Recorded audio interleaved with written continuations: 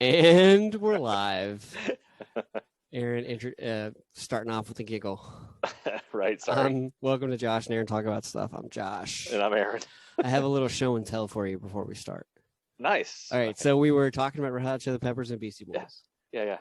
So I was gonna. Oh, beautiful. Look at Right. that. Yeah. And funny how they used to like language that some people may find offensive. That's funny. Before the actual content advisory thing. Yep. Incidentally enough, I guess that's the right word. This album was engineered by Brendan O'Brien, who produced several Pearl Jam albums. Oh yeah, no, Brendan O'Brien. Like I think Yep. Brendan O'Brien did verses. I'm pretty sure because I was looking at that the other I day. think he did it up through Yield. Yeah, I think he did. So I was thinking, like let's say if the Red Hot Chili Peppers they ended after 1991. I think this album would have got them into the Hall of Fame, because their first three albums were very like a niche, whatever that word is. Yeah. And they kind of expanded with Mother's Milk, and this one just like broke open the No, mold. I think that the strength of that album alone is amazing. It's amazing. Still, I mean, their longevity obviously is part of what carried them into the Rock Hall of Fame, where they absolutely belong. I mean, Right. Yeah, they absolutely belong there. But I think sometimes you can link it back to the strength of a single album, and That's a very strong one. And yeah, and I mean, that's the album. I mean, so yeah, and moving forward, like I like One Hot Minute, and if you're an open mind, I think most people would like it. It's a hard listen because Dave Navarro is a completely different guitarist than John Frusciante. right, but it's got some good tunes on it though. So, like I said before, this album I bought the day before I graduated high school. So, like, it's funny, like, high school is way too much importance on like actual high school. It is important to graduate, but like, I bought that the day before I graduated high school, and that's an event in everyone's life, whatever. And so, right, that's something that's really endearing to me. But the thing about this album, which I think is their best, so I'm actually looking at the track list. I just brought that up on my phone because I wanted to see it. When they all got back together for this album with Frusciante, right. He had finally kicked drugs. Anthony had a relapse during One Hot Minute, and he kicked drugs. So that was like the core, the group that we all know as the Red Hot Chili Peppers: Frusciante, Smith, Flea, and Kiedis. They've like had huge success in '89 and even more in '91, and then drugs happened and they got back together. They're all clean. They got clean, and it's just like it's edgy. It's more rock centered, but their version of rock, not Dave Navarro version of rock. And I'm like looking at the track list, like Around the World and Scar Tissue, Other Side, Get on Top, Californication. Like it's an amazing album. I think it's their best. You can probably argue between Blood Sugar Sex Magic, Californication, or Stadium Arcadium. Right. I think this is just like now we're clean. Now we have experience. We're been together. It's just a really great album. No, but I'm with you though. It has some incredible tracks on it. But I will say, you said it last time, and it's funny. It's funny because I kind of feel the same way. There's just something about a double album. I don't know what it is, Well, if you can put it together to where it's like not a lot of filler, then it's important. Like I wish Use Your Illusion 1 and 2 had been put together as a double, not two singles, even though it's basically a double album. But I don't know why they did it that way. But it's a money grab. I mean, let's face it, that was a money grab because if you put it out, you put it as out as two double, singles, you put it out as you put it out at a slightly higher priced, but still reduced. Whereas with two singles, you're putting it out because everybody's going to buy both of them. And then they're like, oh no, we just had two different albums we wanted to make and put it out as two different pieces. Come on, guys. Do you like one or two better? Use Your Illusion 1 or 2. Well, I'm gonna look at the track list. Give me a second. All right. I don't hold on the track lists like you do. You hold on the track list like nobody I've ever met before. Like I do for like certain albums that I've like listened to a million times. But if I haven't listened to an album like a gazillion times, I don't hold on to the track list the way you do, which is like a talent that I kind of envy. So here we go. Aaron is real time pulling this up. What can I say? You asked, so now I have to look. Well, I'll tell you this: Civil War is on Use Your Illusion 2. November Rain's on Use Your Illusion 1. I got to go with one. I really do. It's Really? got, I love Dead Horse Yep. and Back off, you know bitch is cool. Back Off Bitch, November Rain, Don't Cry. Um, Although there's an alternate version on Use Your Illusion too. But here's the thing, Although though. the problem is though, then you bring up the track list for Use Your Illusion too, and it's just like It's it's got got like you You said, Could Be this Mine. It's Use got Knocking on Mine, Heaven's Door. Civil Yesterday's War. Use Your Illusion 2 actually sold more than Use Your Illusion 1. Anyway, That's interesting, especially since November Rain is yeah, on it's part weird. one, and November Rain is like one of the highest like watched YouTube videos of You, that era. So it's kind of crazy. all right, so Anyway, we're moving on. I wanted to talk about Nine Inch Nails because I think they were instrumental in the industrial rock genre. And here's my other last show and tell. I have nice. the Downward Spiral on Downward Spiral. vinyl. So here's a little thing about this story about this album. So in 1995 was all about the Beatles for me, and prior to that, it was just music that my dad listened to. It was It was the same way. he liked late 80s country. He liked guys from the 60s and 70s that did stuff in the 80s, like Joe Cocker, Mm-hmm. yes, all kinds of bands. So 1995 was the year of I bought every Beatle album, whatever. And then it was mid to late 1998 where I really like Pumpkins myself, So in between there, I experimented with bands, and I borrowed, because I mean, like, by that point, 94, 95, 96, 97, I'm, watching MTV, and you see these crazy videos, right? And I borrowed the Downward Spiral from a guy at school, and I listened to it. It was just like, it just blew my mind, right? Even like the Nine Inch Nails are not for the faint of heart. You know what I mean? That might be why I've never gotten into them as with much. It's like lyrical content, they're Yeah. very anti-God, anti-religious. Yeah. In a weird way. And so I just remember what drew me more than the lyrics was just like the music, like how it was. It's like I feel like Nine Inch Nails and Trent Reznor is Nine Inch Nails. He has a touring band, but Atticus Ross is now a member of the band. But like this was like really the first band to like really the use of computer programming and noise and sound and beats. There's still guitar in there. And not in a bad way. I'm not saying that in a bad way either. It's like it's noise, and that's what I think with that industrial thing. Let's use computers to. Right. It was just, and Flood, who helped with U2, mm-hmm. and he helped produce the Downward Spiral, and then so that his influences there, and Alan Moulder too, who's very like these guys just have like a dark way of doing things, like. Alan Moulder helped with Melancholy, and he helped with the Killers' second album. There's a definitely big difference between the Killers' first album and their second album. And Alan Moulder has something to do with that. Yeah, because like the Killers, like with it. So we got Hot Fuss on vinyl, and I'm looking something up. Live time looking up here. I'm just gonna. You say these things, I have to look. I'm curious, So Sam's Town is their second album. I don't know how to. It's really hard for me to describe. Like it's dark because I'm not talking about like vampires and stuff. I'm just talking about the feeling of the music. Like Hot Fuss. Just listen to Hot Fuss and then listen to Sam's Town. You can tell there's a much difference between.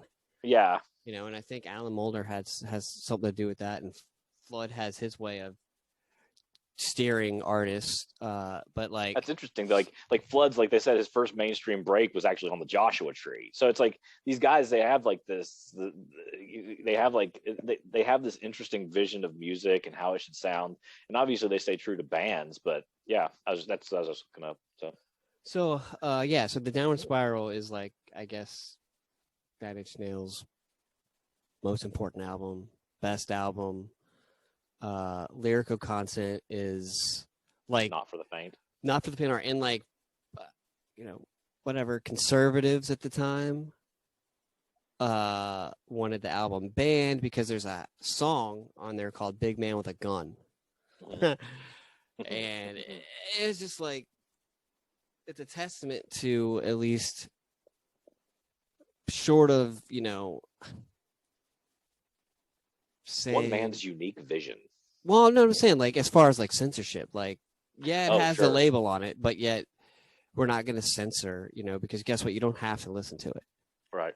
and and like I hate the notion that somehow something is so offensive to you that it doesn't even belong on the show. I am so offended by the mere existence of this thing that it belongs nowhere for anyone. It's like, do not tell me that I cannot listen to or read or look at something that I right. want to read It's, or listen to. I That's like mean, and unless it is honestly, truly against the very fabric of the moral essence of humanity.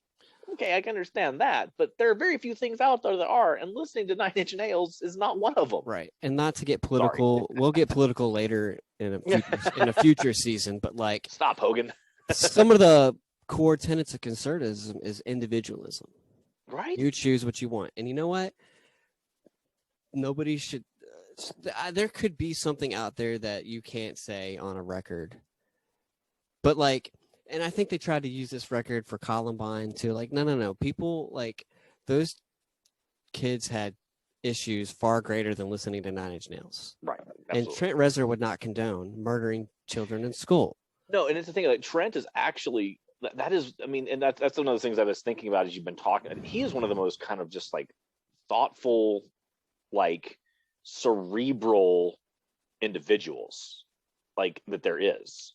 Right. For And go ahead. no, no, and a man who's not perfect. Like he was dealing with major drug issues during this album. Mhm. And like the song "Hurt" that Johnny Cash's cover is really cool, even though he changes one of the lyrics, but that's because he's really religious, whatever.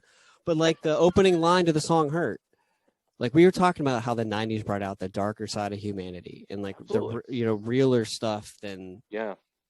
I got drunk and da da da. Like the opening line to the song is "I hurt myself today to see if I still feel." Right. Like that's dark stuff. Right. That's suicide, dark stuff. Like, but people have these thoughts and it's real Yeah. and they need help. Like yeah. Yeah. Um, and so it's just this album is just like it's just one the musically it's just really cool and different and it's probably he owes a lot to the Cure and Depeche Mode and that those Brit '80s bands that were But he's using taken it into yeah. a place that sorry. Well, I meant just musically like everybody owes something to somebody. Absolutely. And so but he was very unique. He's original, but then his lyrical content was, well, I'm going to speak how I feel, and and I'm sure it's cathartic in a way too. Oh, sure. But like the lead track on the album is Closer. Yeah. And like just Yeah. those lyrics, it's just like, oh man, it makes you feel something weird. It It gives does. it's A little uncomfortable, honestly. but I think that's on purpose. Oh, Be sure. a little uncomfortable, Right.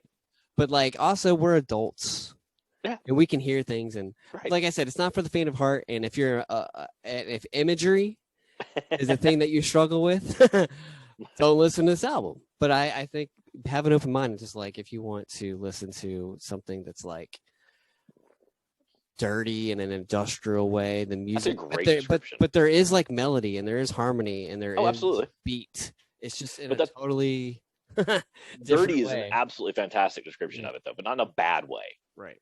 It's just kind of like the performance they gave that was so famous. Was it Woodstock? Oh yeah, it was. Where he's just like covered, it's like in mud from head to toe. Yeah, It's so, but it is interesting because the guy is just he clearly worked. He had a lot of issues, and like you said, cathartic. He went through all this stuff and to produce this music, and he came out the other side, and he's become a real fixture.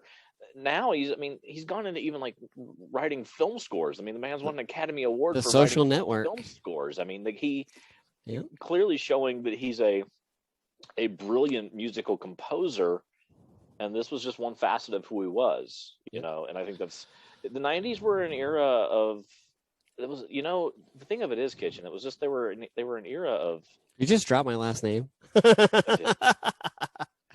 You did. You said Kitchen. I know, I'm sorry, of course I Damn, have. man. Now I'm gonna get. Maybe I'll get fan mail now. Yeah, right. I'm kidding. Sorry. Sorry, Josh. All right, Hogan. Oh no. That's funny. Yeah, whatever.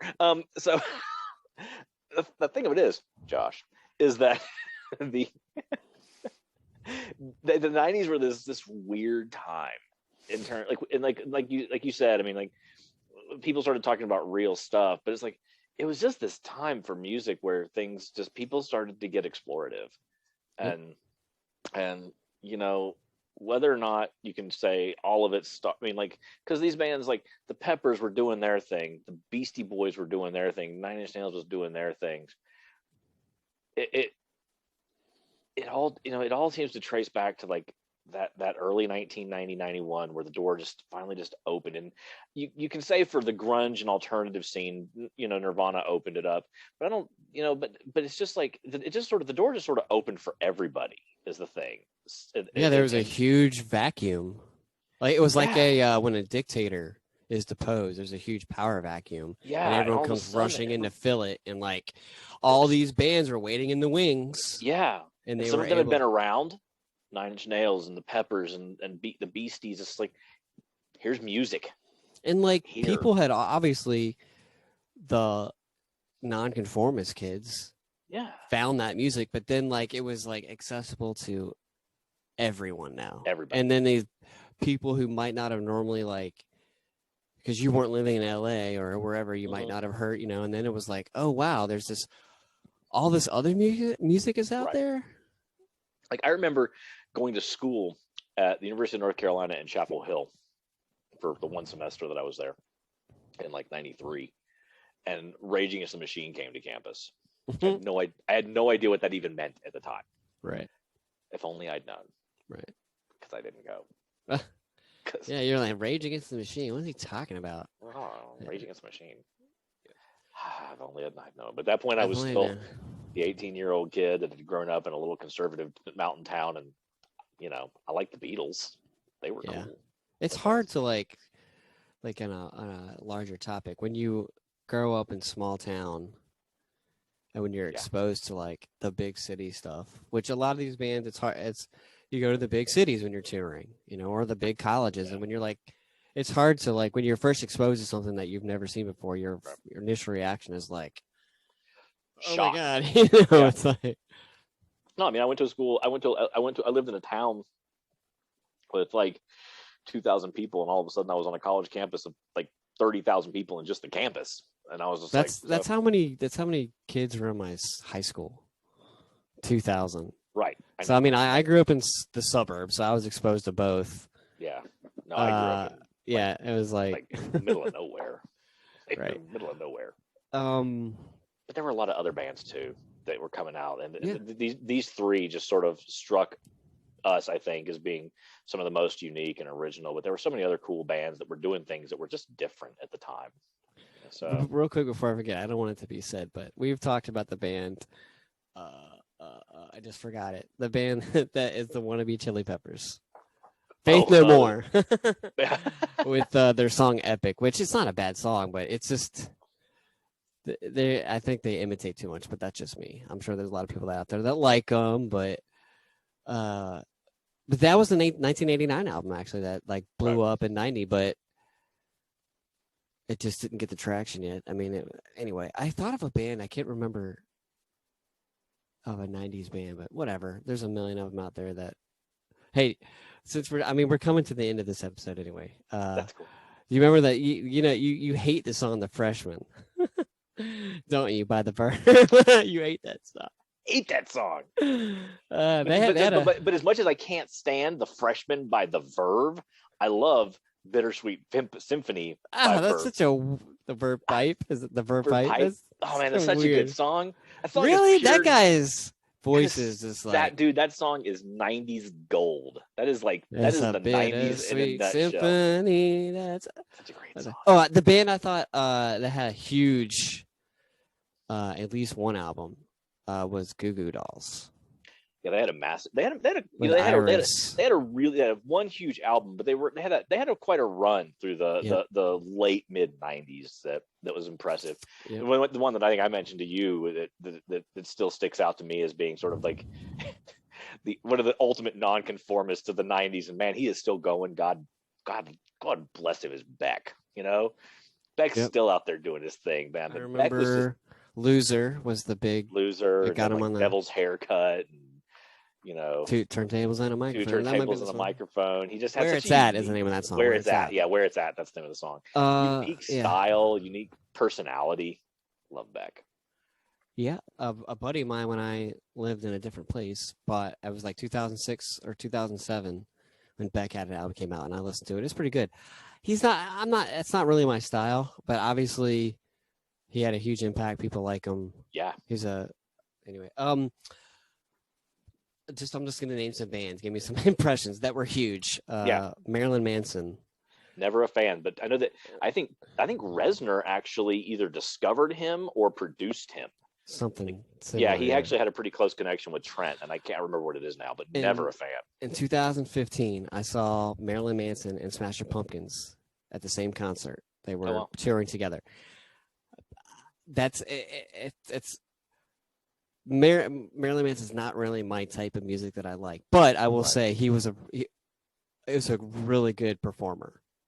I was like intrigued when I was watching this concert, and I was like, man, he's really good on stage. Yeah. And the band behind him and stuff. But I think of some other bands. Of course, now I can't think of any, but they were pretty big. They're huge. Yeah, so I don't know what we're talking about next week. I don't either. I think MTV maybe in the music videos. Music videos. Either that or we're going to be talking about like music shows as far as like The Voice or American Idol and how they've had like an impact on music the last 20 years. So it's like the Mass. That thing cracked me up. Like Stacey was watching The Masked Singer the other day. I have to watch that show and so and I love that one of the guys is singing and they're like, "That's Dave Grohl," and I'm like, it's totally not. That's totally not Dave Grohl. And then the person next to him goes, "No, it's not. It's Billy Corgan of the Smashing Pumpkins." And I saw that episode. I don't know I don't think he could disguise his voice that well. And I don't think either one of them could, and it clearly wasn't them. And I think the chances of getting either one of them on the show not that big. So yeah, I think it would anyway. Yeah, so tune in next week. Whatever we're talking about, we'll talk about it. We'll talk about it. I do need to figure it out though. Yeah, probably should. It's on our list of what. Right, I know. I just have to look at it. Yeah. All right. Anyway, thanks. Good night, Canada. Don't sue me, PTI. I just. No, you're getting sued. All right. Talk to you later, guys. Bye. Bye.